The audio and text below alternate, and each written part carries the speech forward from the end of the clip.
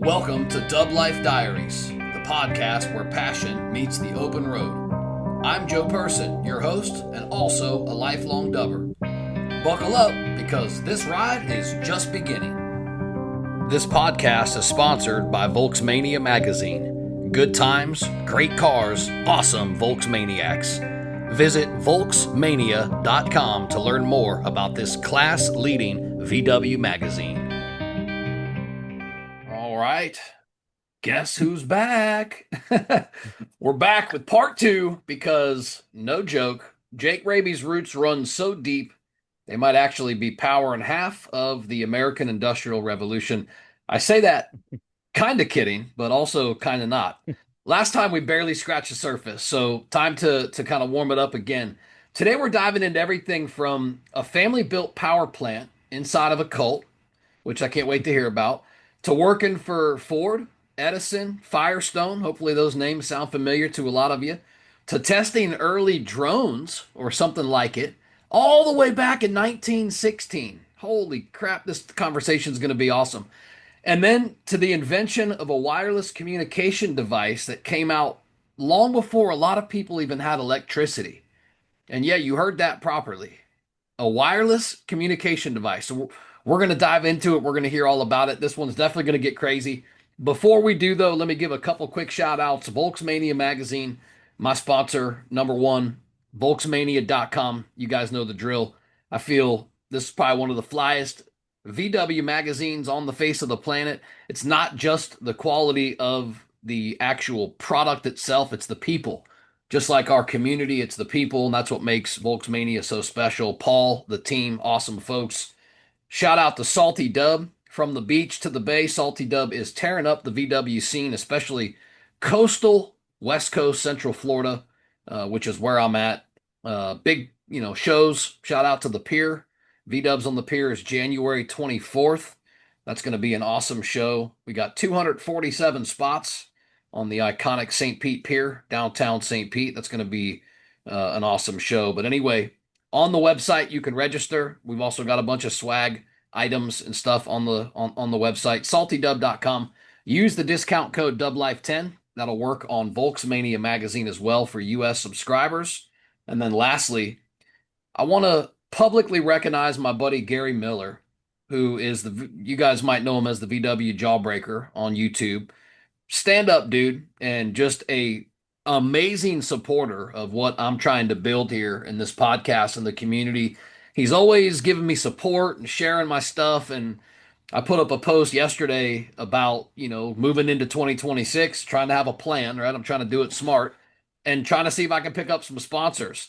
And man, he's the first guy that inboxed me right away and was like, hey man, how can I support you? So Gary, shout out, man. Thank you so much for your support. All right.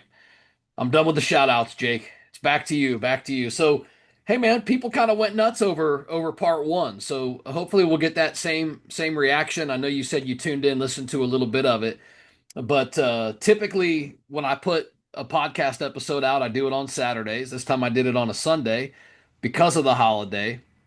And, I'm a little nosy, so I'll look at the episode. When I first put it out, I'll check in 10 minutes, like how many times has it been downloaded, right? Yours was like 50, almost 60 times in like less than 10 minutes, which is pretty cool. It's over 1,000 now, and which is awesome, but it's also on pace because I average about 2,000 now per. Who cares though? Enough of me. Back to you. You listened a little bit. Based on our last conversation, do you feel like I missed anything from that last talk? Not really. I think that we covered things pretty well. I mean, we might could have talked a little bit more about, the lawnmower that I bought when I was 8 years old that led to me getting to my first Volkswagen. Maybe we can talk about that at the end of this, this Okay. evening, because it's kind of crazy when you got a drunk guy that lives in a concrete house with no windows, and then your neighbor lives in a school bus across the creek. And he's the guy that taught you how to adjust valves, and he stays drunk all the time. Um, and I still, the first special tool I ever got was a wooden input shaft, clutch alignment tool that guy gave me. His name was Bear. is what he went by. He lived in this bus down by the creek, and he gave me that, and I've still got it. Wow. I actually still use it. I could use other things, but we probably could have touched on that a little bit just because it was the very, very, very beginning. But other than that, it was great. And I think the reason why a lot of people might have been, kind of tuning in the way they are is because I'm a little bit of the unknown guy, right? I'm not in the scene. People know my work, they know what I do, but because I don't go to these shows and I don't do this and I don't do that, um, I don't post a lot anymore. It's just a little bit of a mystique. You can't just stop by and see. I'm not like in Southern California or on the beach somewhere like all these other people.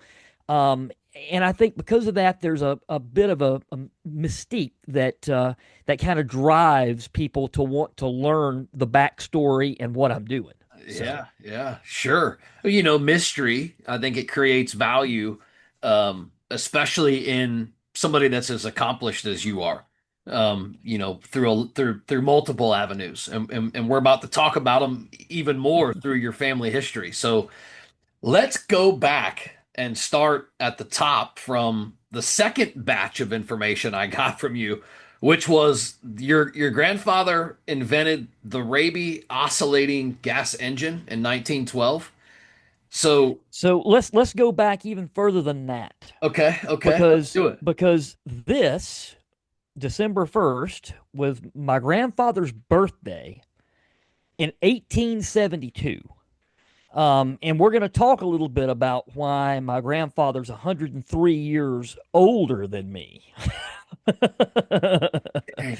So, yeah, but that's just kind of funny. When you decided to do this episode on December 1st, I was like, well, that's odd because that's my grandfather's birthday, but I never told you that.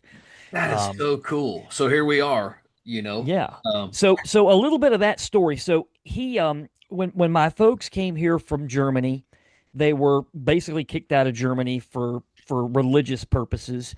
They came here and they settled in Ohio, in Loudonville, Ohio. And what's unique about what I'm going to tell you is that none of this was told to be as a kid. My grandfather, everything about him, all my dad told me about him was he was tax assessor in Lee County, Florida for 40 years, and he built a power plant that was at a state park that's down there. That's all he told me. And then he did tell me a little bit about this and that. He invented some things. He did this, but there was never any real stories. And even when I asked, he wouldn't tell me. And then I learned why after my dad passed away. And I also learned why my dad carried a Buckeye in his pocket. Well, because his family was from Ohio. I didn't know this. So, about 2 weeks after my dad passed away, this long lost cousin who I didn't know existed found me because she saw my dad's obituary and looked me up. And she started telling me things I never knew. And then I started on newspapers.com and I started Googling and I started figuring things out. And she had crazy photos that she didn't know who these people were, and then I figured out who they were, and then that's when the whole cult thing came in, and it's an amazing story. So if I may, I'll start kind of at the beginning, right, with that. So let's do it. Loud, Loudonville, Ohio, okay, and I got some pictures you can throw up of this, but some brothers, my grandfather included, he was one of the younger, but they actually had the first Ford dealership in the state of Ohio, but they were selling Ford tractors and other type implement stuff. And then they went to cars. And in 1885, they started Raby Family Hardware. It's on Highway 39 in Loudonville, Ohio. It's still there today. It is the longest family ran hardware store in the country. It's now on its sixth generation of Raby ownership. Oh my. I went there with my wife on the 125th anniversary of the hardware store after we learned all this stuff, and it's an amazing place. It's still in the same building, and they all the brothers they actually built an elevator, but so when they got cars or tractors, the stuff came in pieces, they would lift this stuff to the top where it was warmer inside in the wintertime, and they would put these things together and then hoist them back down. There's this huge elevator that works from ballast. So it's all made out of oak, and you stack weight on it until you get enough weight to lift it up what you're trying to lift up. It's still Wow. there, it still works. So when I saw that, it just blew my mind. So that's where it started, Loudonville, Ohio. So also from Loudonville, Ohio, and went to school with my grandfather was a guy named Charles Kettering. Okay, you can look him up. He started AC Delco. So you've got batteries, spark plugs, coils, all that sort of thing. And then you go back and you start looking at some of my grandfather's advertisements from around 1909, 1910, in that time period in the newspaper in Fort Myers. And you see that he's got batteries and he's got spark plugs and he's got coils and he's got this stuff nobody has, right? And nobody knew where he was getting them from. But then I'm like, he had the back door with Charles Kettering. That's where the stuff was coming from. So Kettering basically created the ignition system for GM. And so when you go buy AC Delco parts today, Yeah. that started out as Charles Kettering's company. So they went to school together. So my grandfather ended up, and a lot of this is put together from pieces here and there, right? Some of it can be confirmed. Other parts of it are kind of interpolated based on where he was at the time and what was going on, and letters that got sent home and pictures that we've got. And there was a lot of stuff in the newspapers, a tremendous amount of stuff in the newspapers. So basically, there was a time period there around 1900. My grandfather was a young man. Everybody else in the family stayed in Loudonville. They were farmers. They didn't go anywhere. My grandfather left, and that's why Maggie, my cousin, had a hard time finding anything about him because he didn't stay there. So he learned to run the telegraph, and he got on the railroad, and he was a telegraph operator. That took him one time to Chicago. So he stayed in Chicago for a while, and on the 1900 census, he was in a boarding house with Orville and Wilbur Wright and with a fellow named Cyrus Reed Teed, who started the Korean Unity, which is what we're going to talk about. That's the cult. So this Teed guy, okay, he basically scammed a lot of people. And he was doing a lot of stuff with alchemy and all this crazy electrotherapy back in the early days of electricity. And he was using electricity to treat people, but he was really like a snake doctor, right? So basically, he was shocked and had this divine epiphany or something where a siren came to him and told him that the earth was hollow and that we were living inside of it. And the sun was a central sun. And when we looked at the sun, we were looking at the center, the nucleus of the earth, and that our gravity was created by centrifugal force of the earth spinning.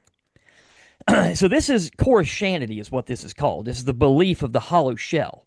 So basically, my grandfather was a typesetter working in a printing house that was partially owned by the Wright brothers. And I found this out later down the road. And this printing house, he was a typesetter, and he also did stuff on the railroad. But he was responsible for the printing of a magazine called The Flaming Sword. And the Flaming Sword magazine was the magazine of the Korean following. So basically, Hmm. this Teed guy created a bunch of BS. That's all it was. And he started writing about it and created this huge following of up to 10,000 people worldwide. Okay. So he was going to go to South Florida to Estero Island near Fort Myers, and he was going to start the New Jerusalem, is what he was going to do. And it was going to be, its own community. So he started this in Chicago and got a good following. And I've got things, my grandfather was, teaching alchemy and physics and all this crazy stuff, astrophysicism, in 1901 at an opera hall in downtown Chicago. I've got a flyer about this. So he was also, since he did a lot with electricity, he became the director of electrical engineering for this cult, the Korean Unity. So you fast forward a little while, And a fellow named Dom Kohler, a German guy, had this 300 acres in Estero Island.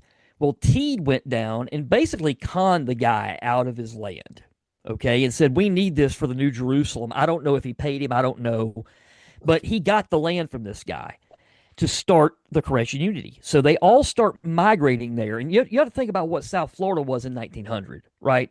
It was a jungle, snakes and bugs and the heat. Right, Just swamp. imagine how bad. I mean, imagine how hot it is there now in July. Imagine that when you have no AC, you have no bug spray, you have none of this. So Yeah. they went down and took this jungle island and turned it into this community. So my grandfather went there about 1903 or 4. And one of the pictures that my cousin Maggie had was a picture of my grandfather sitting on a park bench with a bunch of bamboo behind him. Well, I knew that my grandfather was friends with Edison because my dad told me he used to go over to Edison's house and play in Edison's lab after Edison died, and he would like go in there and break beakers and all kinds of stuff and put on his old rubber shoes and all this crazy stuff because my dad lived right down the road from Edison's home place. So I knew there was a connection. So Edison was doing a lot with Firestone on rubber trees and all this. And I saw the bamboo and I thought for sure that was at Edison's place. But then I go down to Estero with my wife after we learned about all this, and there's a landing. So you came in on the river, right? And you come in on a landing. At that landing, you give up all your earthly possessions to the cult. And basically, the dude had a pawn shop and he sold all your stuff. Basically, okay. So it was an early pawn shop. So he took all your stuff because you didn't need it. It was a cult. It was socialism, right? I mean, you everybody was helping each other, so you didn't need whatever you brought in there. You didn't even need money. So ultimately, I see this landing and I look and I see this bench and I'm like, oh my gosh, that is the bench that I got a picture of my grandfather at that I thought was at Edison's, but it was here. So that was him checking into the cult, right? So he gets there and he's named the director of electrical engineering. Now, there was a lot of smart people that fell for this. A lot of smart people. People from all over the world came here. Some people escaped, World War One to come here from Germany. One lady came here before World War II to escape because she knew she probably was going to be rounded up, and she was actually one of the last Koreans there. Was there all the way to the 60s, but basically they formed this cult. They formed this community, and it had the planetary court.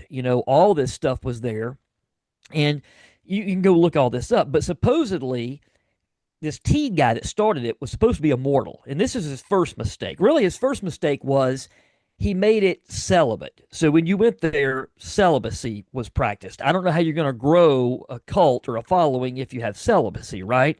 You got to really recruit a lot of other people. But I think that was mistake one. Mistake two, he said he was going to be immortal. Well, so all these things start happening. Teed also had some inventions. They were all extremely smart people. And I think the reason why the extremely intelligent people were kind of brought to this is because they were always thinking there was more out there. They were thinking more scientific rather than religiously, right? Like they're so out there that they're thinking, yeah, there's got to be more to this than what the Bible says. There's going to be more to this than what we're being told, right? Right. Um, and that's why I think it recruited a lot of that type of person. So ultimately, at the end of the day, my grandfather started in 1906. They had a machine shop there that I've actually been into, and he created, along with a guy named Alfred Christensen, who did mostly the mechanical side. They made a power plant. It's still there today. It still operates. I've seen it run.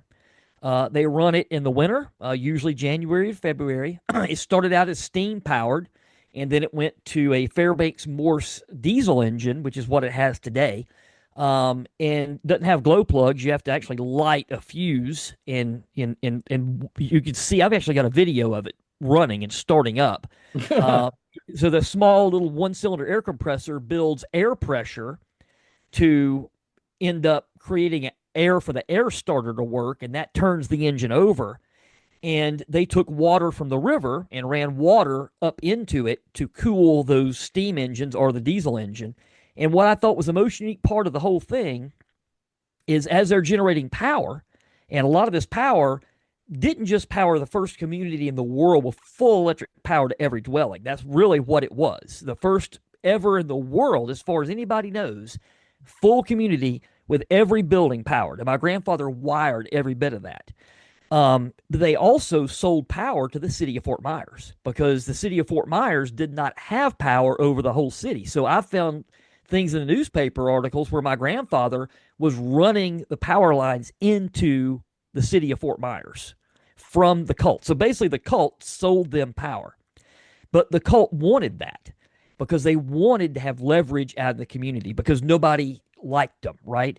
So that's why my grandfather ran for tax assessor and he won because they wanted their people to be out in the community and to be influential and to keep the cult there and to keep people away. So Wow. my grandfather actually got in trouble. You can see some, if you Google newspaper articles, you see where he's in trouble for not charging the cult enough taxes because he was tax assessor. Dude, crazy. So, so basically at It's that it- it's point, ki- you it's know, kind of it's kind of gangster a little bit. oh, it's extremely intelligent. What they had their hands in every aspect of this, Yeah, right? man. That's So, and they amazing. were also inventing things, they were developing things, they were learning stuff nobody else could learn. So this the most unique part of the generator that I really like more than anything is there's a cooling tower outside, and basically the discharge water that comes from the cooling system runs over a radiator to cool it, but they incorporated a shower into it. So you could take a warm shower in 1906 because you're taking a shower in the discharge water coming off of this at the time steam engine, right? So just ingenious people. I mean, the machine shop's still there, the blacksmith shop's still there. This is called now the Koreshan State Park. You can go see my grandfather's power plant. You can see it run. Now Wow. you're talking about something crazy. So I didn't know any of this. And my mom passed away in 1990, and my dad and I used to go to Florida all the time and hog hunt and stuff. My brother still lives down there. So we actually stayed at this state park in a camper in 1991. And my dad never told me that 500 yards away was a power plant my grandfather built in 1906. Did he He know? never, yeah, absolutely, he knew because my dad used to go there when he was a boy. We found newspaper articles because back in the day, if somebody went to visit somebody, they'd put it in the newspaper. And we said, my dad's name was Harry, and it says, Little Harry came to so and so's house at the Unity, and they came from Freedom. They called town Freedom. And they came from Freedom to visit so and so at the Unity. It was in the newspaper. So my dad had to know it. He Right. had to know it, you No, know. I But would he agree. but he was very ashamed of it. I think that's what it Okay. was. Okay. It was a shameful thing because of how crazy that this was.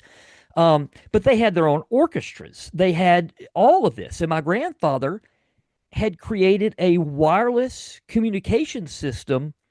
And it was first wired, then it was wireless across this whole thing. Like you could send telegraph messages to so and so's house. You could do all this, and then he invented the wireless telegraph before Marconi, but he didn't have any money to do anything with it. So if you, that newspaper article that I sent you about the wireless telegraph, Yeah. it's like 6 pages long. He was trying to get, trying to get investors to give him some money. And the funny thing, still on the books today, and it's in Alabama, and I don't know why, is the Raby Wireless Transmission Company. I don't know why it's Alabama. I have Right. no idea, Probably but regulation. might have been, but it's still there, and it was renewed in the '60s. And I'm like, he died in 1950. What is this? I've still been trying to figure this out. so so basically, he was doing all this crazy stuff, and he had this power plant, and he was tax assessor. He also worked on yachts, so he had the Raby Electric Machine Works, and he had his own machine shop, and it was down on the yacht basin. And people used to bring yachts there from all over the world to have them fixed. So he worked on that. He built all kinds of stuff. And then I found a picture of my grandfather with at the time was somebody it was I didn't know who it was, and because he was a younger man in the pictures, and only through AI was I able to figure out who it was. And I did this about 3 months ago. I stuck that photo in three different AIs, and I said, "My grandfather, C.J. Raby, is the man on the right. The man on the left holding the fish is unknown. Who is this man?" And it came back all three times and said, "This is Henry Ford." Dude. Three times. So I've got a picture of my grandfather in a boat that he built the engine for, that Raby oscillating gasoline engine, and Yeah. invented it at the cult. He's in that boat with Ford. So then I find more references to a guy named Ole Evinrude. Okay. He invented the outboard drive system. OMC But Johnson Evinrude. Yeah. that's right. But he didn't invent the engine for it. So I now am on the trail of thinking that my grandfather was trying to sell Evinrude these engines that he created because they were capable of 30,000 RPM way back in like 1912. So, and I even found a for sale ad in the newspaper of Fort Myers for the Raby family speedboat, and it says good for 12 miles per hour. Come see CJ at the dock if you want to buy it for like $50, which is a Wow. lot of money Right. at Back. that time. Right. But that was a speedboat to go 12 miles an hour back then. So all of that crazy stuff. And then, you've got his brothers that are still in Ohio, and every now and then he would write a letter home. So one of the most interesting letters that he wrote home was he said, "I'm not going to leave to come home until the airship flies." And he had the most beautiful handwriting. The people in that Victorian era, their handwriting was just art, right? You know what I mean? Like we can't I write do. that way today. No, I'm in too much of a hurry all the time to Yeah, write like that. handwriting was just it was art. So I'm reading this and I'm like, the airship, what the hell is he talking about? And then I was like, okay, well he knew the Wright brothers, but never been able to tie anything together with them there, other than when they were testing the kite that had flight controls on it. There was some mention of him with that. But I've never been able to find it again. I found it one time, and I don't know where the hell I read it at, and I've lost it. But that was happening around 1899 to 1900 in Chicago. They were there because it was so windy. Testing things out with a kite that had flight controls on it. But I've never found anything else about them and him. I was like, what's up with this airship thing? So then I find a letter. My cousin Maggie had it, and it said, "I'm acting as an aviation electrician at Door Field in Florida." And this was like October of 1916. So I go look, and I'll be damned if what wasn't being built in October of 1916 at Door Field was the Kettering Bug. And the Kettering Bug was the first cruise missile. So the way it worked is it had a piston engine on it, and they would calculate and say, okay, it's going to take X amount of engine revolutions of the propeller for this thing to fly 5 miles or whatever. And they would set a pin that was mechanically wound, and it would wind itself into the crankshaft. So when this pin got wound close enough to the crankshaft, it would lock, stop the propeller, and it falls out of the sky and blows up. That's the Kettering Bug. So even though he didn't call it out, obviously he couldn't call it out. There was OPSEC. He couldn't call that out. This was obviously classified stuff for World War One. He just said that I'm acting as an aviation electrician, and Kettering just happened to be there, and that was the only thing going on at this place in 1916 at that time. So I mean, who was an aviation electrician in 1916? You know what I mean? I'm blown away, man. I mean, So these are so some what big names. what's even more interesting is if you go, there's a 1930 article in the Fort Myers News Press talking about things that Henry Ford saw when he visited Estero Island, the cult, basically.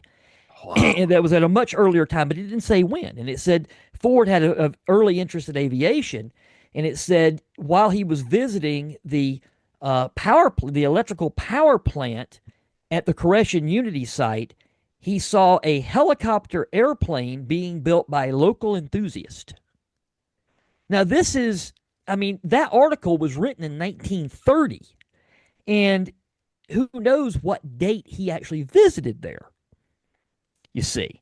So I don't know. The mention of the airship could have been that. It could have been the Kettering bug. It could have been something to do with the Wright brothers. But who's talking about an airship and saying I can't come home till it flies, These are right? And I got that letter. Um, so it's very mysterious. And every time there's a new update with newspapers.com, I go crazy trying to search my grandfather's name and put it with like wireless telegraph or put it with invention or gasoline engine, um, or any of that sort of thing. There's a lot of stuff out there that pops up every time. So that was a little bit of that side of it. Now let's talk about the George Kingston side of it. I was I So, I'm not even joking. I'm right here right now and I've got this question highlighted. I say, "All right, let's talk Kingston." Because it's like literally timeline right where I'm at. So your grandfather worked with George Kingston, who we well, all and the first thing I'll say, like in the beginning of the podcast, you said my grandfather worked for people. He actually, I don't have any history of him working for anyone. okay. I think he was so out there, he didn't work for anybody. He was on his own, He on his worked. plate. I Yeah, think I got that from him because I've never had a job other than when I was just a kid working at that import shop. I don't know what it's like to get a paycheck I don't sign myself on the front side. So I don't sure. understand what it's like to be an employee. I don't think he did either. Okay. I So he don't was doubt it. always collaborating and working with people because, Right. from what I can tell, he was a very colorful character, and he did things that were probably way out there that employers wouldn't like. But I Sure. found that newspaper article because again, when you traveled anywhere or did anything, it would say so and so traveled so and so. So that article that I sent you a copy of said, CJ Raby of the Raby Electric and Power Company is going to be traveling to Kokomo, Indiana, where will be the guest of Mr. George Kingston for an extended amount of time of 6 weeks, working with a Kingston carburetor. So I love carburetors, always have, and that's obviously in my blood. But Kingston had the contract with Ford to provide carburetors for every Model T in Kokomo, Indiana. My grandfather worked with him there for 6 weeks. I don't know what that was about, but who knows? It could have been something they were testing some carburetor for that Kettering bug because that was around that time. They probably needed some sort of special updraft carb that could stand altitude, um, something like that. I would think maybe they needed adjustability. Maybe they were afraid it wasn't going to be stable and the thing might flip upside down, so they had to have anti-gravity type things in it. I don't know, but there's a lot of reasons why he could have been there. But that's a crazy element to know that he was working, with the guy that provided every carburetor to Ford during that era. I mean, just even the names like Ford that I'm hearing is just it's so crazy. So cool though. Such a cool connection piece to the world as we know it. Broad. Well, and you see him being the tax assessor in Lee County, where Ford and Edison had their winter estates, and I think Firestone did too, or maybe he would stay with one of them. But all of those guys were there. They were all together. They had to go, hunting and camping I'm about together. to say So they probably went to the hunting land together and exactly. But yeah. think about it. I mean, he was supposed to be assessing taxes on all their stuff. He was the man. So there was probably a little bit of hobnobbing going on there, like, hey, give us a deal on our taxes. And he got in trouble for some of that stuff. Like there was a fight broke out in a meeting and all kinds of stuff that was in the Fort Myers news press about it. Wow. But I'm sure he was doing some stuff that was questionable just to get leverage with those guys. But when you're assessing taxes on Henry Ford and Edison, you Wow. know, I'm sure he had to go count all their stuff and look at what was there, you Wow. know, and I'm sure that's how he met them. But there, in the beginning, there was an Edison generator that was part of this thing at the Gresham place. It's not an Edison generator; it's on there now. Um, so yeah, it's just it's pretty crazy stuff. It really is. It's so and cool though. and I don't know all of it. I mean, I know pieces of it. I wish my dad could have told me stuff, but he never did. It's like he was ashamed of it. So now let me take you down a real interesting rabbit hole. Okay, All right. so when my grandfather and he was still doing stuff on the railroad, like you see something where he was on the railroad traveling somewhere doing to being a telegraph operator, or he was working at the St. John's River at the yacht stuff up there in Jacksonville, all kinds of stuff. You're constantly looking at a timeline about where he was at and what he was doing. But when the Unity fell apart, it's because this Teed guy who was supposed to be immortal died. Okay. And they thought he was going to come back, like a resurrection type thing, but he didn't. And then the buzzards came, and then they, basically they put him in this thing, and it got washed out to sea in a storm, and he never came back. And they all of a sudden started figuring out, hey, we've been taken, we've been lied to. This guy wasn't immortal. This is a bunch of BS, right? So it fell apart, and my grandfather left it around 19 about 1920, 1921, it seems like. Okay. Then he was on the Atlantic Coastline Railroad, which goes through Georgia, through Waycross, Georgia, and he meets my grandmother. He is, well, we could do the math on it. Let's just say that when he married my grandmother, he was 56 and she was 13. Whoa. And she was a full-blooded Cherokee. A lot of Indians, Whoa. lot of Indians around that Waycross area, right? Okay. So he, yeah, Whoa, dude. so they get married, start having some kids. So my uncle Ralph was I'm sorry, my uncle Bill was the oldest, There's the and age gap that you were pointing out earlier. exactly. Yeah. So he before he was 57 basically before he started a family at all, because he had been lied to and thought this celibate thing and all this was the way life needed to be. And he gets out of there and he's like, I'm screwed. I got to go find this young girl or whatever and start a family. And that's what he did. And he was Wow. still tax assessor. So he ended up, marrying her. They have some kids. My dad was I think my dad was the youngest. There might have been one younger. There was three boys and a girl. And so this is where it gets really crazy.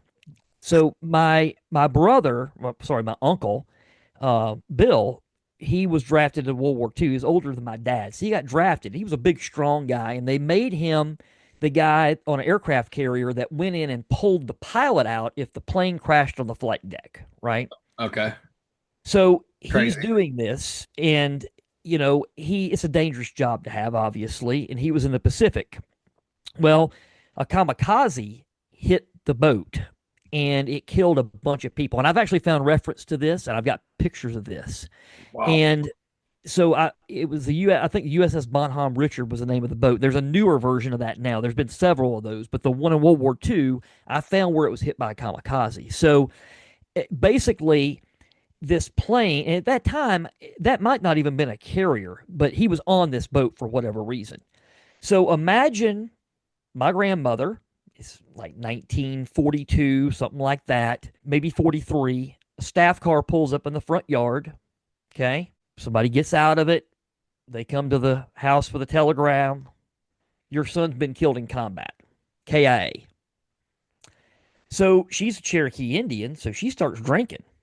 Cherokees can't drink, right? So she kind of, Indians is firewater, right? So she starts drinking. She kind of loses her mind, but she comes back around after a while, and she thinks everything's okay. She went to the loony bin for a little while and came back out of it. And my aunt, who just died a few years ago, told me this face to face, and my wife, this whole story, and she was there.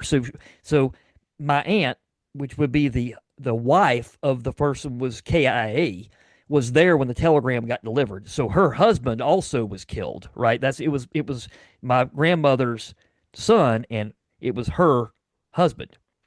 So she's there, she sees this. Well, then think maybe a year goes by. All of a sudden, somebody shows up at the door. Knocks on the door. She doesn't know who this person is. She's kind of out of the loony bin. She's okay. She goes there and sees this person. She don't know who they are until they open their mouth and she hears their voice. And it's my uncle, and he's not dead. So dog tags got mixed up. So the person that was KIA, their Yeah. family said that they were injured in action, but the person that was injured in action got the dog tag sent home that said they were KIA. See what I'm saying? Yeah. So he got burned really bad and was messed up from this. And she didn't really know who he was. He was still bandaged up and stuff. So she thinks she's talking to a ghost at this point. Oh my All God. right. So she completely loses her mind and goes and jumps in the river and tries to kill herself. Okay. So she died in Chattahoochee, Florida at the Florida State Mental Hospital. And I've got the note where she passed away as a inmate in the Florida State Mental Institution because she lost her mind because of this. Oh, whoa. Whoa. Yeah. Damn. Yeah, man, I wasn't expecting to go down that road for really for any of this. I mean, I told him this was going to be this was going to be a banger this episode. Something else that I wanted to touch on that you did touch on before was, and I hope I say it right, but the is it the Potentia phone? Yeah, the Raby wireless Potentia phone. So basically, what it did, it would take one telegraphic input that was with a wire, Okay. and it would distribute that to four channels of 25 outputs each. Um, that would then go wireless to up to 100 receiving stations. And that was what he did before anybody else. And so the military wanted it. A lot of people wanted it. Um, I ultimately don't know what happened to it. All I know is I've got all those things that were in the newspaper from Tampa, the Tampa Tribune, Fort Myers News Press, all that, where it was a huge invention, and all these people wanted it, and General MacArthur talked about it, and all this crazy stuff. Um, which MacArthur talked about it later on, obviously. This was like 1910, but they were talking about MacArthur talking about something that was invented at that time that could be used on ships that never had been. That's where that came into play in World War II. But there's still a lot out there about it. But the Raby wireless Potentia phone. And growing up, all the way through, you're even saying up through maybe even 5, 10 years ago, you're still learning a lot of this stuff, right? I'm learning it today. I've learned stuff last week. I found pictures I mean, 2 weeks ago that I'd never seen before. Um, it's so you know, crazy to see what shaped of your life as an inventor and as a, an engineer, so to speak, well, uh, what's funny is I wanted without to. even knowing. Well, this is the reason why life is so intuitive. I wanted to be an inventor before I knew my grandfather was an inventor, right? You know what Like, I'm dude, saying? Like it was that's like that was so my what? goal. I mean That's that so that bizarre. literally some people are like I want to get a degree in this. No, I want to invent something. I want to invent something that makes a difference, right? I want to have a novel concept. I want to have this idea that works out in practical use. And that was my goal. And then when I actually had that invention, I wasn't even trying to have an invention. It wasn't my goal. Like I happened upon it, it was a good idea. And then every invention that I've had since then, I've kind of been trying to have, right? But that one, the first one was like, I looked at it and it was a good idea. It made sense and it beat the factory. And I'm like, let's get rid of this ball bearing and put a plain bearing there. That just makes sense. But it was a novel concept. And it was a novel concept that, gave me U.S. patent 8992089. And then all the other ones have come, past that. But yeah, I mean, it's very odd how this stuff is totally in your blood. It's in your DNA. Right. And people, we talked about this a little bit last time. I truly believe either you've got this or you don't. You know, um, I saw a podcast with on Joe Rogan the other day when Mhm. Billy Bob Thornton was on there. He was talking about acting, right? And he's like, "Look, either you got it or you don't." He said, "I've got it," and he goes, "I can go out, he's like, somebody gives me a line and says, go do this, I could go do it. It's in my DNA. It's what I can do. There's people that have gone to school and done all these classes and all this stuff. He's like, I have not done that. I get it naturally. Yeah, And yeah, just, it's like athleticism too, right? Either you've got it or you don't. Like, I can't catch a football, right? yeah, And yeah, I'm yeah. not good at any of that. But people that are usually good at that are really not good at a lot of other stuff. You know what I mean? So I truly think that each of us have been given that set of God gifts, and you just have to explore enough to find what yours is, you know? Yeah, find what you're not just passionate about, but what you're actually good at too. Yeah. And I found that early on, you know, Yeah, just, and amazing. that was, I mean, when I was a kid, my dad knew that I had this gene, right? And it skipped my dad completely. Like, I mean, he could change spark plugs, he could work on a carburetor. That's about it. I mean, he didn't understand the four strokes of a four-stroke engine. He didn't know about compression. He didn't know any of that. He was a banker, right? Right, right. Um, but he taught, Again, interesting though. You but know, he taught, but it just skipped right over him. Now, my brother, was he's that by also, choice though? I don't think so. I just don't think it ever really appealed to him. Okay. I don't remember my dad. He didn't build anything. I can't remember my dad really driving a nail. I mean, I just don't. It was just never creation and building and engineering. It just wasn't his thing. He Yeah, knew how man. to make money. He knew how to buy and sell and trade. He knew how to do business. Important. You Yeah, know, important yeah. stuff. But I mean, he had a bank built for him before he was even 30 years old. Because of what he was able to do. So I think that's a trait with rabies is whatever we do, we freaking go all in. We're all in all the way, you know. Um, So I got a question about your grandfather, and this can be kind of, off the cuff, but this is a VW lifestyle podcast, right? What mhm. what would your grandfather, you think, say about the VW community today? I think the thing he would appreciate about it is because everybody that owns a Volkswagen is always they're handy with a car. You know what I mean? Like they're going to work on it. I mean, with a Volkswagen, you have to be that way. To be honest with you, you just have to be. They were You know, engineered for right for people to be able to work on them. that's right. They were, and that's why a good example. Go back to a Ford tractor. Okay, I've got a 1949 8N Ford. There's no two bolts on that tractor that have the same head on both sides. Like a bolt and a nut doesn't have the same size head on both sides. You know why? Because they gave you one set of tools with the tractor. So if it had two 9/16, 9/16 on the head, 9/16 on the nut, how are you going to hold it? You only got one wrench. So it's 9/16 on one side, 5/8 on the other.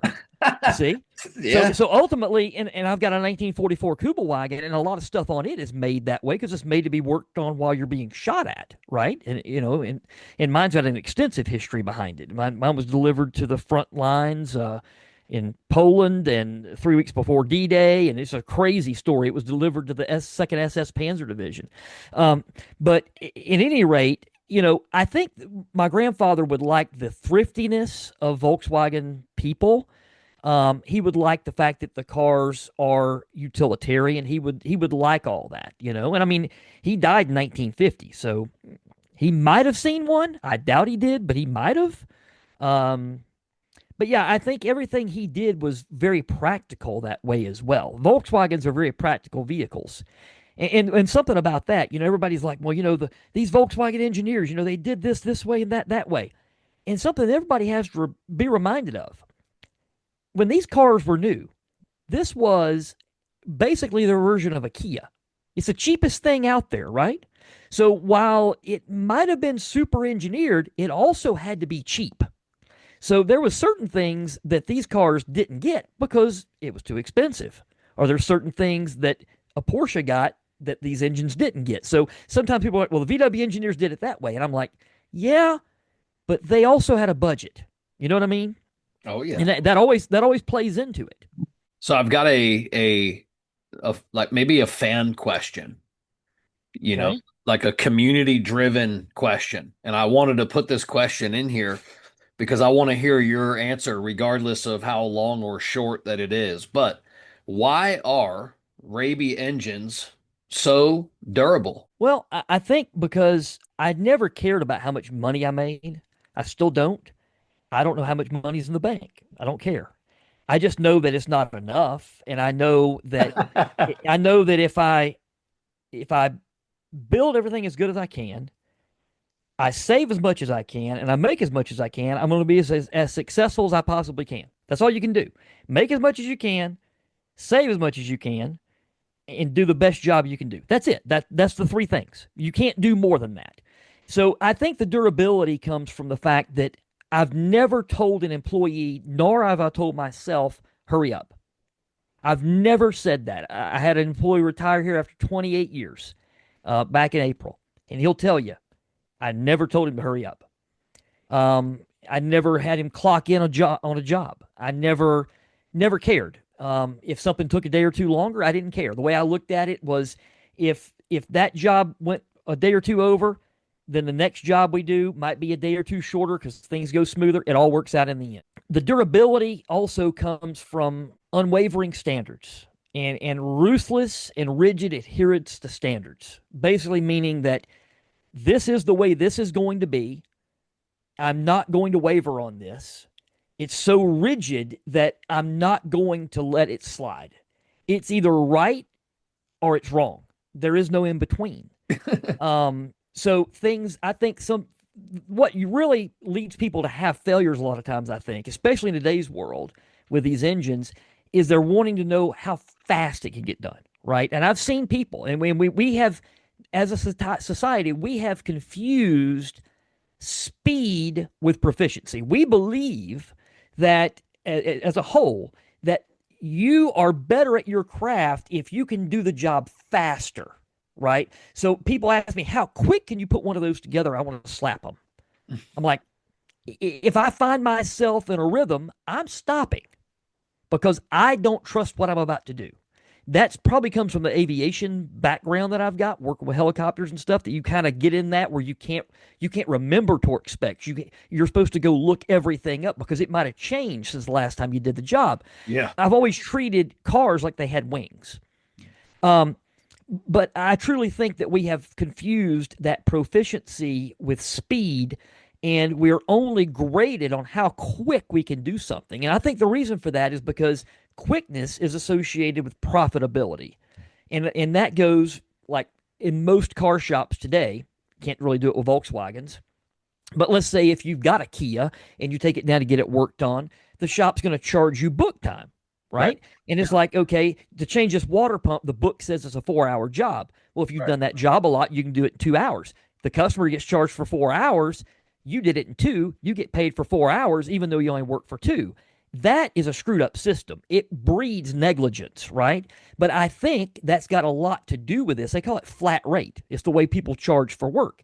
Oh And I yeah. truly think that is a major problem that leads to things not being durable. And you can even look at Volkswagens over time, and you will see that the earlier cars were built better than the later ones, right? Porsche is the same way. You can look at the water cooled Porsches, especially in the earlier cars, like when the 996s, the build quality of them were so much better. You look, they start learning they can make money if they start skimping on things. If So they speed up. the first ones are actually overbuilt because they don't know what they can get away with. Wow, man. I mean, So, but I profound mean, thought even in itself. And I'm very familiar, by the way, with flat rate because of what I do for work. You know, mhm, obviously, um, I train contractors, and this is a conversation that I have all the time. Usually on the flip side of it, though, yeah. it's teaching technicians how to sell flat rate. So Oh it's yeah. really But interesting to hear this concept, you well, know. I tell people all the time, I'm like, it's not about how quick you get it done. It's about if you got to do it twice or not. And the thing is also about durability. I know what flies and what don't. Like, I'm on that dyno, and for these air cooled engines, I still have my old analog Stuska dyno I've had since the age of 24, and I refuse to completely update it. It's got telemetry on it and stuff, but I want a manual throttle and I want a manual load valve. And the reason why I can read that engine from feedback. I've dynoed thousands of hours with this thing. and I can feel if it's about to come apart. I can feel if it's running lean. I can feel if it's running rich. I know from the tactile feedback coming through those controls exactly what it's supposed to feel like. A good example, my load valve. Okay, I wore the thing out and it got so slick I could barely grab it, right? And if my hands got sweaty, I would slip on it. So I bought a new one from Harvey Stuska years and years ago, and I had it in my drawer. I never installed it. But then I did install it. I put it on there. I took it off after one dyno, one motor. I took it off. I was like, I got to have the old one because it don't feel right. So I mean, I'm that glued into this. I don't care what the data is telling me. People are looking at dyno graphs. I don't care about that. I want that feedback. I know exactly the way it's supposed to respond to the throttle, the way it's supposed to respond to the load. I know the vibration in the floor, if I balanced it well enough or not. I can tell how it responds to throttle inputs versus load inputs. I know certain engine combinations should make X amount of torque at X amount of RPM. I know if I put a certain exhaust on the thing and the motor leans out, that it wants more. If it richens up, it wants less. It's all the stuff that we have learned from doing this over and over again, and not just doing it, but paying attention every single time and taking mental notes. I don't take notes on paper. Everything's here, every bit of it. I remember all of it. Um, but the durability, it comes from that rigid and ruthless adherence to standards and not letting things fly. And I mean, today I have people contact me.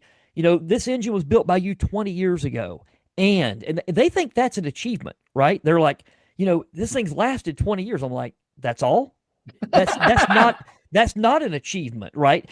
To most Volkswagen people, for an engine to last 5 years is an accomplishment. You know what I'm saying? Mhm. But I mean, sometimes you look at it and it's like it's been rebuilt 10 times in 5 years.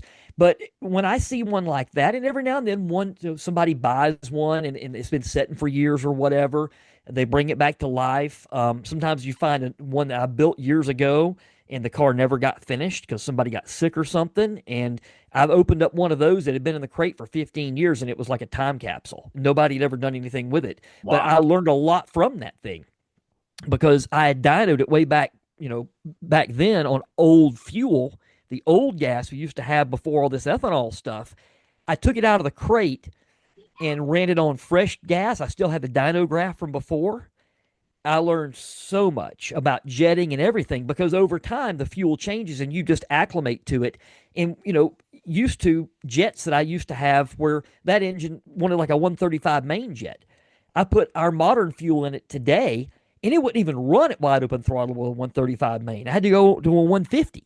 So you Wow. learn how much the fuel's actually changed by having that old motor that's been in that crate with a dyno graph and a full set of specs. It hasn't been touched as a control standard. Wow. Blown But away. all of that stuff leads to durability. Every bit of it does. Because I never focused on horsepower. I just I never did because, you know, horsepower is one of those things where it it only matters in a 500 RPM window, right? When people look at a dyno graph, if I hand them a dyno graph and I watch their eyes go to peak power, I'm like, I give up. This guy doesn't understand. If I hand them a dyno graph and I watch them look at the very middle of that piece of paper and they're looking at the torque curve and they're looking at the brake specific fuel consumption and they're looking at that being a mirror image of the torque curve, this guy understands a dyno graph, right? This guy understands that horsepower is a derivative of torque and therefore torque is always superior. So that to me is something that I kind of grade people with. But horsepower only matters because you're up there at at the top 500 RPM of the engine power band. Most of these engines I build for people, they're making 190, 200, 220 horsepower, whatever. The one I'm working on now with my billet heads will be about 280, 290, normally aspirated at 9.5 to 1 compression, very mild with a roller cam in it that I've come up with. Um, but and even with those, the guy's going to get on it a couple of times, scare himself so bad, and realize the car is not made for this. At that point in time, he's just going to brag about the horsepower that he's got, and he's going to use that 3 to 5,000 RPM range from then on. That's all he needs. So that's why I've always tried to put the power from 2,500 to 5 grand. That's where I want everything to be made, right? Wow. That Interesting. always stumps things in the top end, so your horsepower numbers are not as impressive. But guess what your numbers are that are impressive? Your durability numbers and your longevity numbers. Because you built an engine that's making all its power and is very efficient in a range where it's going to be operated at. Good stuff, man. All right. Let's touch on the fourth dimension. Yeah, so you're talking about podcasts. So I was an early podcaster before podcasts were a thing, which I guess it was a thing because it came across because of the iPod. You know what I mean? So Yeah. I mean, so when I was first started doing podcasts, it was Fourth Dimension Radio around 2006, and I did that '06 to in about 2010. Um, my dad passed away in '09, and I know I did a couple after he passed away. And really, when I'd been getting really deeper into the water cooled Porsche thing, all the bearings and stuff I was doing, and there for about a 5 year period, I stepped away from doing almost anything with Volkswagen stuff, air cooled wise. Not that I didn't miss it because I really did. And today I'm back in it really hot and heavy. Most everything I got on the board over here that I am doing myself is all air cooled. But I was gone for a while. But yeah, the Fourth Dimension podcast, I had several sponsors. And when it first came out, and we were top 10 on iTunes and downloads a couple of times, we were top 100 a lot of times. That is Um, so cool. and I would sometimes it was just me. Sometimes I would have a guest. You know, I would interview somebody that had a car or, interview somebody else in the industry, kind of like what you're doing a little bit. Um, it was more technical though. It was almost all technical stuff. I really didn't care that much about the story. I was all about the how you did it. So Yeah, yeah. Just mechanical mind. Not that relationships and etc. is not important, just different mind. I don't have a mechanical mind, not even a little bit. I, and may come as a surprise, may not. I could care less how things work. There's people out there a lot smarter than me that know just how it goes, and great. I'm the guy that has to pay for that type of behavior, and that's okay with me, man. I know my strengths and I know my weaknesses, and it's okay. It's really not even something that I feel I would try to get good at. Like I went to school for HVAC, so I understand refrigeration. I'm not like a total moron, but again, let's go back to the want. I don't want to. I don't. I yeah, I didn't want to work in the field in HVAC. So you know what? I didn't. I was in the field for a little under 2 years. I took a leadership role, management spot as a sales manager, and that's it. I got my rank at the desk. You know, the company made millions of dollars in sales, and I was a huge, asset to them. I didn't have to go install them or fix them. Again, it's that want. I didn't really want to. But again, that's not this ain't me. You had mentioned something else earlier too. Was it Rencast? yeah. So we still do that. So the it's mostly water cooled Porsche stuff, but I have posted some air cooled Porsche on there before, Type 4 stuff. Um, so Rencast, RENN, German word for speed. That's on YouTube.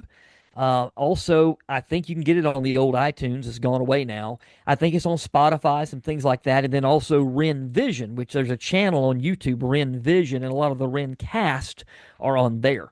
But again, it's mostly focused on the water cooled side of things, because that's where the focus has been. There's hundreds of thousands of those cars. I'm doing more with air cooled stuff again because I kind of got bored with the water cooled stuff, you know? It's one of those things where when I first started it, there was nobody else doing it, and the engines were very misunderstood. The factory didn't even share torque specs, about things. There was no specifications shared. We had to figure everything out on our own. In the early days, I had to put Chevy parts in the things and make a lot of stuff. Today, it's just kind of become too mainstream. Too many other people have jumped in. People say they can put one together in 4 hours and all this stuff, and it's kind of lost its mystique with me because I've done so much with it. But I have recreated my own version of that engine for the fifth time. This is what I call my Gen 5 engine, and it's ready, actually ready to be sold now. Where I take those cars from, like a 3.4 liter engine to a 4.3 or 4.4, or even larger than that. Take something that made 250 horsepower and it makes, 425 to 450, and still stays normally aspirated, still stays simple. But it kind of got too easy. Like, I mean, it was almost too simple. The factory left a lot of low hanging fruit, as we like to say, Yeah. um, because they put more in those engines than they were getting out of them at the time, so they could make more power every year or two by just changing a head or changing a cam or changing this or changing that. They could make an extra 15 or 20 horsepower. And then they phased the engines out before they ended up maximizing it. So we just kind of picked up where they left off and made them, bigger, better, stronger. Sometimes not even bigger, but just better and stronger. But now, I'm the last 3 or 4 years, I've been way more back into the air cooled stuff, having got my whole CNC shop up here. What I really like about air cooled engines, well, there's one thing I really like about them, one thing I really dislike about them. What I really like about them is that it's simple enough that I can make almost every part other than gaskets and seals myself if I need to. I'm making connecting rods now downstairs. So I can do that because the engine's simple enough that I've got basically full control over my quality. What I dislike about those engines is how far and how bad the industry has degraded as a whole. Um, I look at these people that are in the industry that once were leaders who are all at each other's throats. It's a very cutthroat thing now. Everybody's copying each other, and it's like the race to the bottom on steroids. Um, and I can see these things because I'm an outcast. I'm the guy that's over here on the other coast that's looking into what's going on. And I see all these parts that are made overseas getting backdoored by different people. And the thing I'll say, I don't like to use Chinese parts because I'm a proud American. I'm a Marine. And I want my engine to be characterized by it being comprised of American made stuff that I'm putting together downstairs out of things I'm machining in the room right next to where I'm building it at. Literally. And that's what I want. But that comes with a price, meaning that I can't do very many, and they come with a steep price tag. And a lot of times people look down on that, and they look down on the steep price tag simply usually because they can't see the value in it. And the reason they can't see the value in it is because everything else is so cheap. And they can't believe that mine is 10 times more money than what the other one is, even though they're the same size. But the difference is how it's comprised and what's put into it. And the level of standards that you have when you're doing it. Did somebody put this thing together while they were watching a clock, or did somebody not even have a clock in their workshop? Like here, there's Yeah. not a clock here. I mean, they're just not. I mean, that's the only way I can be. So that's what I see in the air cooled world now. Um, it's being out of it for about that 5 or 8, really 10-year period. When I came back into it, I was kind of shocked about a lot of what I saw, but I never completely left. Like, I was still attached and I still built these engines. There just wasn't that many of them. And today, my biggest purchasers are guys that have Porsche 356s and 912s. And the reason why, they appreciate what is created at this upper echelon, and they want something that can go in their car and not require cutting of the car and give them 150, 200 horsepower on a bad day. And, that's what I created. It took me 30 years to create that as a bolt-in solution. And when it costs them 30, $40,000 to rebuild their stock 1600 or 1500 Porsche engine, well, they can take that thing out of the car, pickle it, put it on a shelf. I don't need a single part off of it, and they can plug my engine in there in a weekend. That's huge value. So I think those people have a bigger value in what I create today than people that have a Beetle or a bus. Although half of my work is for Beetles and buses. You see what I mean? Yeah. Um, so it's just it's a different world than it used to be. I'll say when I first put my first Beetle together, I ordered every part from J.C. Whitney. You know what I mean? So Wow. I haven't heard that name in a little while. Oh, I know. But That's like Crutchfield for stereo stuff. yeah, same thing. Yeah. I got some rapid fire questions. All right. These are questions that would typically demand a fast response. If a story comes out of them, cool. If not, I'm cool with just a fast response. I didn't do these the first time around because I already knew that there was going to be number two, uh, Mm-hmm.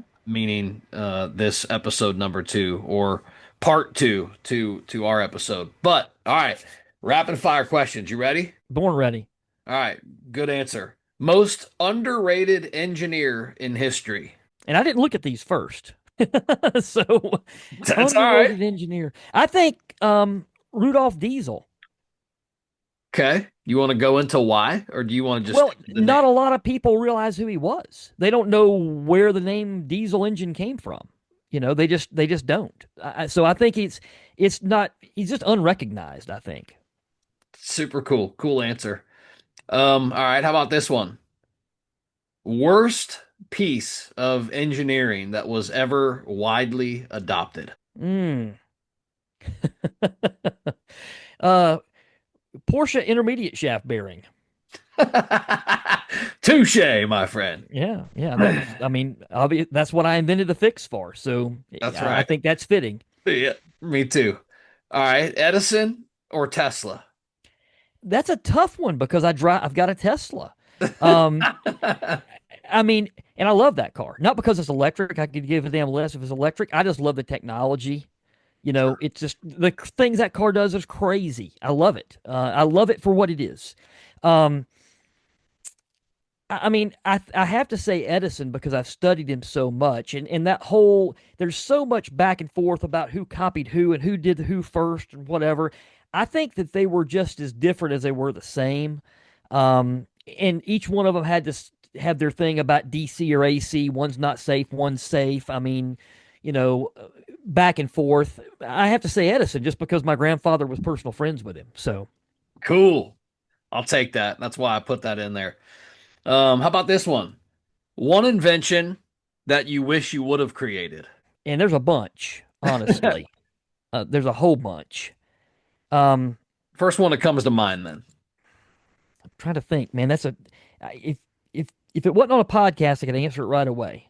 Um, Take I your was thinking time. about this one the other day, and it was, and this is kind of a crazy one, but I had worked on an invention for a collapsible porta potty, and I almost got the patent on it. Because think about when porta potties are being stored, um, they take up a lot of space. When they're being hauled, they take up a lot of space. So I came up with one that collapses. The roof goes all the way down on top of the tank. So instead of it being 7 feet tall, it's 3.5 feet tall. Yeah. And the wind don't blow them around. If you're on a construction site, you can collapse the thing and all that. But a guy beat me to it because he made it fold up, and mine wasn't as it was still the same type of novel concept where you're changing the footprint of it by folding it up. So I would have to say I wish I would have invented that first, because I would have been able to source a patent on it. But his folding up got in the way of mine collapsing, and it was going to be way too much of a fight because the novel concept was basically the same, even though the product is radically different. Yeah. So yeah, porta potty, that would be it. The Okay. collapsible porta potty. Cool. Cool. For sure. For sure. Um, all right. How about this one? Biggest engineering pet peeve. Whatever makes something get put together in a substandard fashion, you know, um, the things that don't make sense. That I think that time we were talking about earlier. Speed. exactly the time, but today I think the problem we have with engineered things is engineers today did not grow up on a farm. If you look at things that were developed in the 70s, 80s, 60s, even the 90s, a lot of those engineers grew up on farms. They just did. They learned how to work on things. They were practical rather than just purely analytical. Today, to be an engineer means you're good in math and you're good in CAD. That's all you have to be. I mean, ultimately. So you don't have to have practical experience. So I think a lot of the things we see being invented today, and being created, they don't make sense from a practical perspective. And sometimes they don't make sense from a practical perspective because the accountants weighed in, like I was talking about earlier, right? So sometimes the accounting department is in charge of the engineering department. That's a problem. So I think that would be my biggest pet peeve is when the engineering department answers to the accounting department. Um, but that makes no sense. But that's what happens, and it happens in every world of manufacturing. That's why today, It's look at business. Toyota. Look at all these hundreds of thousands of engines being recalled. There's no reason for that. The stuff is not being tested, and it's being engineered by people who really don't rate being an engineer. They if you said, okay, you engineered this, now work on it. They couldn't do it, right? So I think that's what makes what I do really outside the box because I can take something like I can go grab this Sharpie and I can write something down really quickly. I can go downstairs. I can throw it on the lathe. I can kind of make a prototype. Then I go model it. So I don't go straight into modeling software. I go kind of whip up a prototype and make it on a manual machine first. Then once I've kind of made it fit, then I go model the thing. You know why? Because I'm not good at modeling. I can do it. It's not my thing. I taught myself that when I was in my 40s. Um, and it was because I really wanted to do it. And 3D printing started a lot of that. That's what got me into the modeling. And then that's what got me into, machining. And that's how I taught myself 5-axis machining in less than a year, with nobody showing me. But ultimately, I mean, it's one of those things where I can take that idea, I can create a concept from it, I can make a prototype from it, I can then put that prototype on an engine, I can see it run, I can break it, I can redo it, and I keep on until I get it right. And I do that all inside one building, and usually without any help. And I don't get help because I want it to be mine, and because if I try to explain it to somebody that's helping me, all it does is confuse them because they can't understand what I'm doing. So that slows me down. So a lot of times I'll have an employee and he's like, "What the hell is he doing?" And then the next thing you know, I walk by with a part. He's like, "Oh, I get it now." But that's just what I do. Yeah. But yeah, that's a huge pet peeve is engineers that are analytical and not practical enough. And I think that is responsible for a lot. But I tell you, the engineers that really impress me, the ones that impress me more than anybody, are the people who package things today. Like furniture packaging, or you get something that needs to get put together, and they've got that down to a science. I mean, I open it up and I'm like, this is impressive. You know what I Yeah. mean? Like They were you've good at packed this. Tetris. Exactly. Yeah, this is awesome. I mean, that really impresses me. Dude, I gotta tell you, a small confession. My wife is fantastic at that.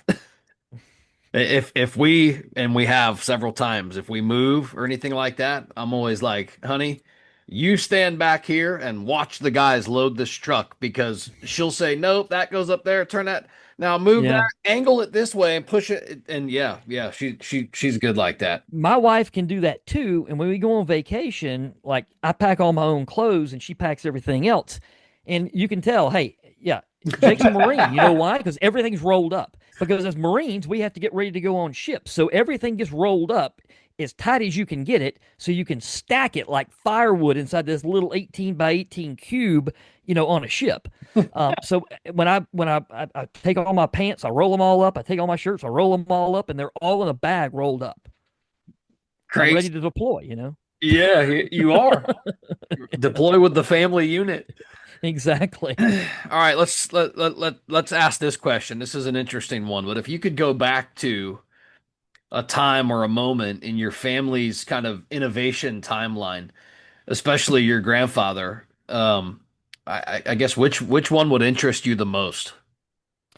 Well, I would love to go back in time to both of my grandfathers, my on my dad's side and my mom's side. Of course, the one on my dad's side had all the crazy, cults and all that, and I would love to just kind of be able to look over his shoulder and see what he was doing. Um, on my mom's side, I would like to see just what kind of life a person lived that never learned to read and write, but made millions of dollars. Um, you know, um, Super cool. and he was just he was a chemist. He made moonshine, and he didn't do very many things that was legal. He never went to jail, though. He never got caught. But I would love to see that. I mean, and he he passed away, maybe about 15 years ago, but really probably 20 years ago now. So when I was a kid, I got to, be with him quite a bit. But on my mom's side, on my dad's side, obviously, he died 25 years before I was born. Right. So yeah, I mean, I would love to go back and see what he was up to. I mean, just, be out in the woods with those guys, with Firestone and all those guys camping and, this crazy, cruise missile thing and, Dude, meeting George Kingston. I mean, it would be epic. But I mean, at the time, it probably wasn't a big deal to him. If you think about it, it was probably kind of normal to him because at the time, those people weren't really that legendary. You know right. what I mean? They A weren't who lot they of were people, yet. They weren't a who they lot of became. people, I mean, the thing is, a lot of people didn't even know who they were. They probably knew who Ford was, obviously. Right. But, I mean, some of these people, they weren't connected. You're talking to people that lived way back in the mountains and stuff. They didn't get a newspaper. They didn't know who these people are. It's not like today where, you know, everything comes across as a notification on your phone. So it would be kind of epic to see how it was back then when you're just standing there talking to Henry Ford, you're standing there talking to Edison, you know, or or Mind blown. somehow you get a letter from Charles Kettering saying, "I want you to come work on a airship that's going to be a cruise missile." I mean, I'm like, how did they communicate? How did he find him? How did he know where he was at? You know what I mean? I just don't.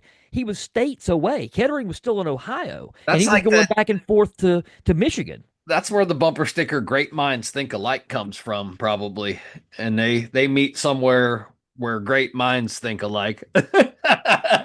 I guess it's not like there was trade shows. Right. I No, mean, no, for there sure, was no man. It was PRI show. There was no yeah. SEMA show. Yeah. Yeah. Crazy, man. Crazy. What's one message for the next generation of innovators, of sculptors, of crafters, of I don't know, builders? What's some advice that you have for them? Maybe a young inventor or a young builder, next generation, looking to get into and have a shop and a machine shop and all the stuff like you've accomplished in your career. What's some advice that you would give to the next generation? Uh, well, this is kind of twofold. So the big one is it comes from Dr. Portia, and it's a quote that says, "If you do what you believe is right rather than what is expected, there will be people who appreciate what you create and want to share it with you." And what that basically means is you do it your way. Um, don't immerse yourself in what other people are doing. Um, I don't give a damn what other people are doing. I don't sit around and watch YouTube videos. I don't watch what competitors are doing. I don't watch um, any of that stuff. I only care about my game and what I'm doing in my game. And that, I think, is the difference between being a leader and a follower. And today, I think in all these social circles, you get all this. I've got so many followers. I don't care about that. I want leaders following me. I want leaders who can see what one motivated, fire pissing individual can do um, by himself. And I did this without going to banks, and I did this without going to get loans, and I did this with money I brought home that I earned selling motors at the Pomona swap meet and parting out cars in Southern California and building motors in my barracks room. Um, it was hard. It was a bitch. Don't get me wrong, but at the end of the day, I want people to be leaders, and I want them to be in their own game. Um, the other thing would be what my senior drill instructor came up to me. Everybody, when you are presented your Eagle, Globe, and Anchor, and you become a Marine, either at San Diego or at Parris Island, which I'm a Parris Island Marine, and we're the best, by the way.